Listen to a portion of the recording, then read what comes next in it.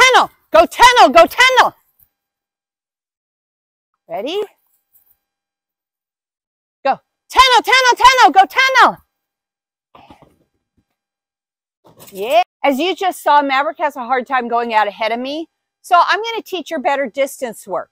What I'm going to do, it's called back chaining. So back chain is when you start with the very last obstacle and get that proficient. And then you add the second to the last obstacle, get that proficient. Then add the third to the last obstacle. So we have 4 jumps into the tunnel. I already know from the last jump I can send her into the tunnel. So I'm going to do that just a couple times, and then I'll add the second jump and the third jump and the fourth jump. My dogs are very, very high drive, and the tunnel in and of itself is a reward. If obstacles are to reward for your dog, then you can use like a target with food or a toy. So that tunnel is a target for my dogs. The desire to go through it is what's going to help her start working farther and farther away from me.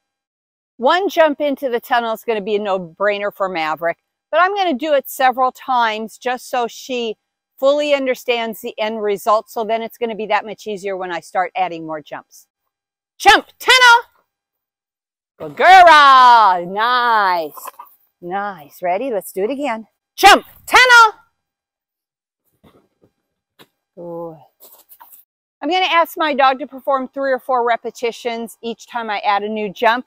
I'm only showing you a couple of them because you're not gaining anything by watching my entire practice, but it will give you an idea. So pretty much stick to the level your dog needs. If your dog is not successful at the point where you're adding another jump, back up 1 jump and do that about 3 or 4 more times. End the lesson. You can come back the same day or the next day, start where you ended, and then add a jump. Sometimes they need some downtime to process what they're learning. So you may not be able to accomplish this all in one training session. Go jump, tunnel, tunnel. Good girl, nice. Jump, go tunnel, go tunnel. Good girl, good girl. Adding a 3rd jump is where most dogs will get hung up because that is a big distance for your dog to work away from you if they're not used to it. So you may have to stick to 3 jumps for a few training sessions. That's okay. Make sure your dog is successful before you go on.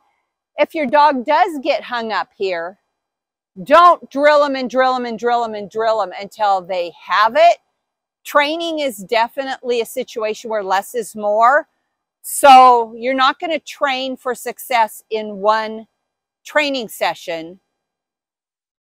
What you want to do is train for an improvement. So if your dog can't get it, then maybe you're going to lead out a little bit farther the next time and a little bit farther the next time. And once your dog is successful at 3 jumps, then stop the training session right there. Give them downtime to process. You can train again the same day. You can train again the next day. And what you want to do, since they were having a problem with 3 jumps, then you want to start the next training session at 2 jumps. And you only have to do a couple repetitions before you add the 3rd. And again, train until you get improvement. You may not get perfect. You may not get the success you want, but you want to train until you get some improvement. Stop the training session. You can do another training session same day or the next day.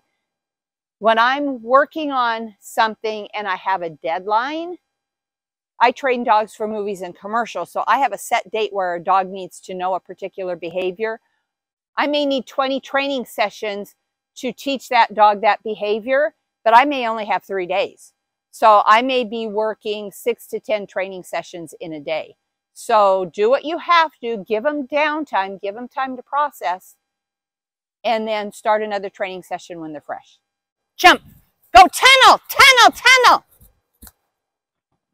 Good girl, nice, nice. Let's do one more, come on. Jump, tunnel, tunnel, tunnel, tunnel. Yes, good girl. Maverick was able to transition up to 3 jumps fairly quickly. This was all in one training session. So now we're going to start the 4th jump.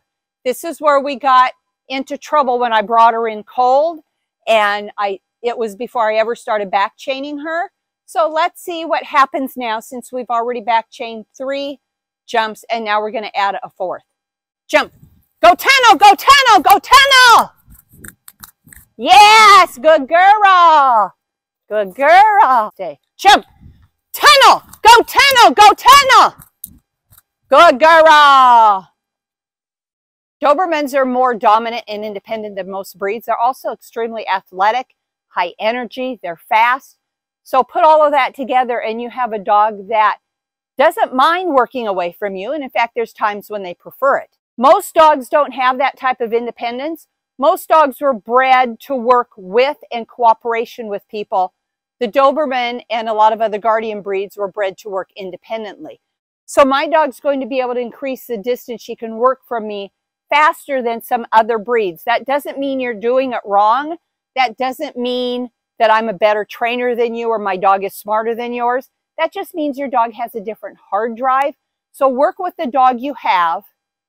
You probably won't get all 4 jumps in the first training session, but you're going to see progress. It may take 2 or 3 training sessions. It may take 10 or 12 training sessions. There are some dogs that are so geared towards working with their handler, it's going to take some time to get them to work independently. But just make sure you give them a target that they value as a reward, not what you value as a reward.